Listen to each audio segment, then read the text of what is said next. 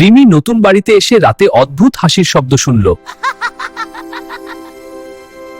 হঠাৎ গোলগাল ভূত সামনে এসে বলল, হাই। আমার নাম পুটু, আমি ভয় দেখাতে পারি না। ভয় দেখাতে গিয়ে পুটু নিজেই ধপ করে পড়ে গেল। রিমি আর পুটু সাথে সাথে বন্ধু হয়ে গেল। রেডি হয়েছিস কিনা? আমি আসছি। তারা একসাথে লুকোচুরি খেলতে লাগলো। কই গেলি রে ভূত? এই দেয়ালের ভিতরে? পুটু জাদু দিয়ে পুরো ঘর পরিষ্কার করে দিল। হ্যাঁ পুটু, সব পরিষ্কার। রিমির মা এসে পরিষ্কার ঘর দেখে অবাক হয়ে গেলেন।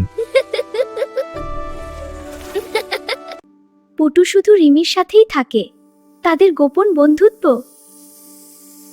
পুটু ভূত ভয় দেখায় না, সে শুধু ভালোবাসা ছড়ায়।